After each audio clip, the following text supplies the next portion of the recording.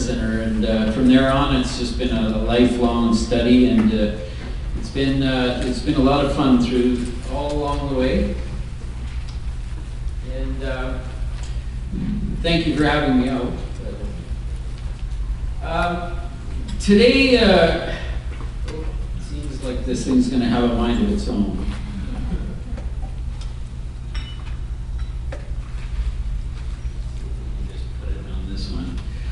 We had a lot of talk here today about nature. Early on, that was fabulous because that's what we look to when it comes to horticulture. My background is in horticulture, and I've definitely spent a lot of my time assisting people and educating people along the way and being educated. It's one of these things that the more you learn, the more you realize you don't know.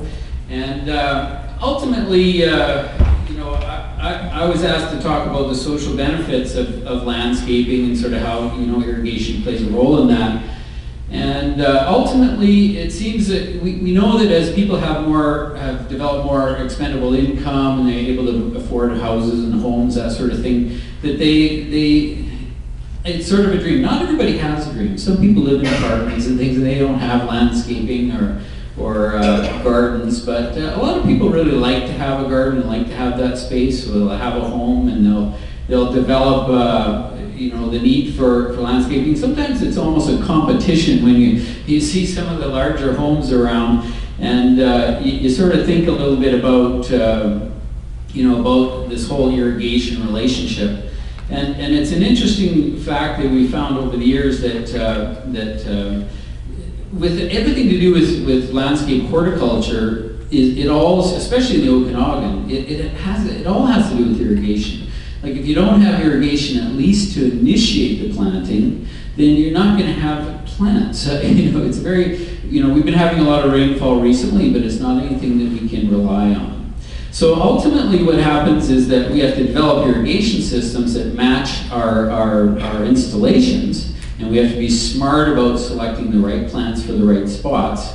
But ultimately, somebody has to back off on the irrigation at some point. And it's one of the things that I talk a lot about is about the difference between a newly planted plant and an established plant. So in the landscaping, we'll go out and we'll put in these new little baby plants, and unlike nature, we talk about nature, and I always say look to nature for your education. But in nature, all the plants are grown from seed. So as the seed germinates and grows, and the root grows down into the earth, and the leaves shoot up towards the sky, the plant is established at all times. It's growing within its means. It's established from the point of germination. So the plant is growing equal parts of top as it is equal parts of root. And the thing is this beautiful balance that happens. And when we're, as humans, we want things more instant and we want more control. So we grow plants in pots and containers, and their little roots are all bound up in these little pots. Instead of being spread wide and broad, they're all bound in these little pots. So people love to have beautiful landscapes, and they often like to pick plants that are really, really drought tolerant possibly, or plants that have a specific use or beauty in the landscape, including turf, as you can see here. A lot of people love turf. But ultimately, when you're growing shrubs and plants, you grow them out of these pots, and it takes a period of time for them to become established. At the point that they become established is when they're good to live on their own. And we have to be aware that shrubbery and trees, they have a period of time, it's about a year or so, where they take to really establish. Trees a little bit longer. But once they're established and they're able to find water on their own, we can back way off on our watering on those. And I think what happens in our landscapes is we don't do that. We set the irrigation up like a brand new landscape where watering is required literally once a day. And then it's maintained at once a day, and then suddenly somebody realized, oh my God, we left this on once a day, we better switch it. What's the municipal guideline right now? Well, they say, well, every second day is recommended. So they go to every second day, and then that's the way it stays forever. The reality is with shrubbery especially, is that even depending on the species of plants that you can have plants that are extremely drought tolerant, or you can have plants that are not considered overly drought tolerant. But the age of the plant is a factor that affects the amount of water the plant needs. If you have a plant like a pyramid cedar, they often get a really bad name in landscaping. The pyramid cedars are bad because they use a lot of water. But if you find a pyramid cedar that's in the back of a rental property and it's been there for 35 or 40 years, and nobody ever waters that thing for years and years and years, it's still fine. And you go look at it and it's beautiful, it's doing its thing, it's quite healthy, because they've learned to adapt to their water conditions. They've developed specialized roots. And this is the thing where, you know, we just have to really be cognizant of that when we have plants in the landscape, regardless of the species, that the plant never waters itself, right? It's the humans. It's the humans that go out and water the plants all the time. It's not the pyramid cedars that get the bad rap. It's the guy that's watering the pyramid cedars that's the culprit. So when it comes to lawns are one of the really, let's say, big water users. We just talked about agriculture and how fabulous is that to spend your water value on food. Like, that's a beautiful thing. But in landscaping, most of your water is spent on your lawns, which is interesting because a lot of people like lawns. It makes such a beautiful contrast. It makes a lovely finished product. But ultimately, you know, these lawns are often overwatered. And what happens is, again, sometimes it's municipal guidelines, whatever they tell you, like nobody knows how to water their lawns, so they say, well, what are we supposed to do? Well, we set our timer on so it goes on every second day, odd days. That's what we're supposed to water. So this brings us to this concept of what I call a water rhythm. And I'm going to talk about it today as quickly as I can, because we have a lot to cover here. But ultimately, plants adapt to their conditions based on these water rhythms. And what a water rhythm is when you water a plant to its full field capacity. So that's, you just soak the soil so it's thoroughly soaked. And then that plant will start to use up that water, and it'll use it over a period of time. And the water rhythm lasts until the plant just starts to wilt. It's just starting to wilt a little bit, and that's the point at which the next watering should occur. So then you'll water it again until it's come to its full field capacity again, and then we let it sit again until the plant starts to wilt. And that's what I call a water rhythm. So if I have a plant that's in a little tiny pot, a 2-inch pot, that plant's water rhythm is literally every day. So every day I gotta water that plant every day, and every day you soak it, and it grows, and then it starts to wilt a little bit, and then it starts to wilt, so you water it again. But if I had a 4-inch pot, it would be a little bit longer water rhythm. And if I had a 6-inch or 8-inch or 10-inch pot, the water rhythm might be a week to 10 days. If I had a big old philodendron sitting in the corner of my living room, that water rhythm might be once monthly. It's gonna be a much longer period.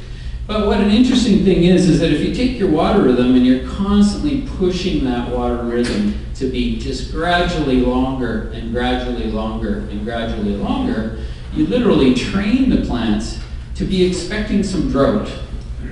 In nature, when you go to grass is a beautiful thing, but it's a prairie plant, right? Like, it lives on the prairies, it doesn't live in forests. So on the prairie, what happens? Well, you get a period of rain, rains for a while, and the soil comes to field capacity, and then it doesn't rain for a while. And sometimes that's quite a long time. So in nature, things are very unpredictable. They're kind of all over the place. So plants are really good at adapting. But what happens is often in our landscapes, we're actually teaching them to adapt to wet conditions. So that when they do dry out, they immediately show symptoms of damage or drought, or they start to go brown, especially with lawns, and people freak out and start watering more. But the reality is that by watering all the time, especially for lawns, turf is a prairie plant. It likes to dry between waterings. But what happens when we're watering every second day is that the plants are always wet. So these plants actually have to develop specialized roots. This is an unusual situation to be wet all the time. So they develop these specialized roots that live in this wet, soggy condition. It's not their normal situation. Roots that live in dry conditions are more wiry, and they're not like full of fibrous little bits. They're kind of wiry, and it's one of these things that if you're constantly teaching plants to live without water, they develop more of these wiry roots that can survive longer periods of drought. I was able to dig up plants that I grew. I always grow my plants dry. The only time I water them is when I feel they really need it. But when I keep them dry all the time, the roots grow quite wiry, and it's like a completely different root system. Well, interestingly enough, right in the middle of summer, when it's hot out, dig up a plant and literally bare root it. So you remove all the soil off the roots, and the thing just sits there like there's nothing going on. It doesn't wilt, it doesn't move, it's still looking like it's fine. Because those specialized roots that they've developed are designed to survive drought, severe drought conditions. So those roots are sealed tight, and the plant is ready. It does start to wilt after a while, depending on the variety and the provenance, so where the plant came from. When we pick plants that come from drier, arid areas, that water rhythm is much, it comes pre-programmed to have a longer period of time that it can survive a drought. But ultimately, to make a long story short, is that I feel that, you know, when it comes to landscapes, that people want to have these beautiful landscapes, but they're either misguided or they're just not sure what's going on. When it comes to plants, you know, like let's just talk really quick about pyramid cedars, because pyramid cedars seem to get the bad name all the time. But if we plant a row of pyramid cedars on a pile of gravel, or on a pile of rock, or in pure sand, or in heavy clay soils, we're likely not to have great success with that plant.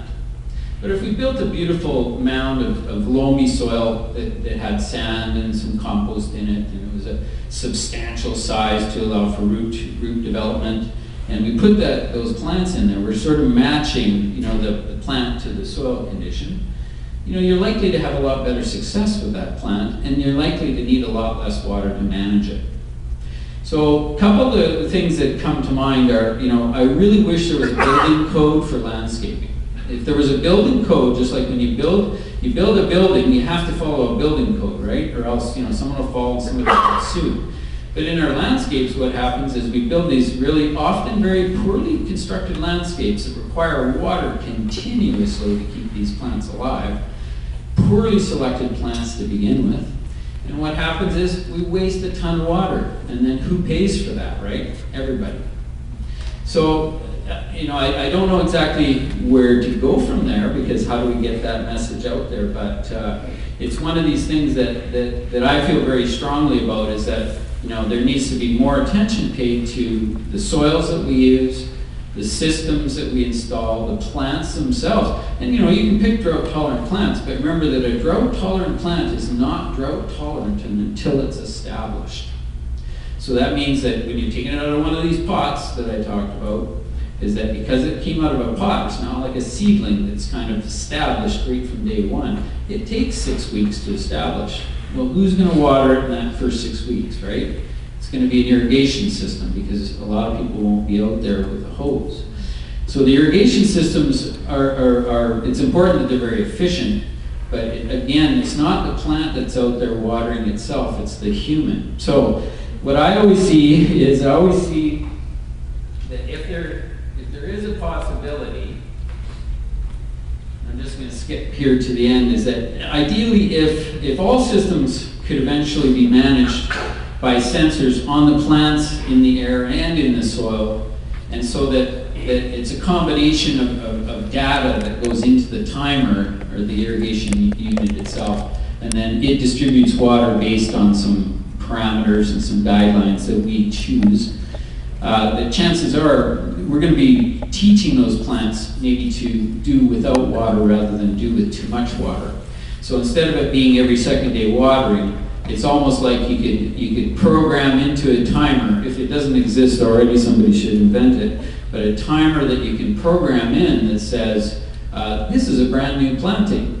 Please start the weaning process accordingly after 4 weeks. And then it runs for its 4 weeks, and then it starts weaning those plants from water supply for the rest of its existence. So after 5 years, the plants are not really receiving very much water anymore, because they really don't need it. And you've trained them effectively to do without, because the timer has done it for you.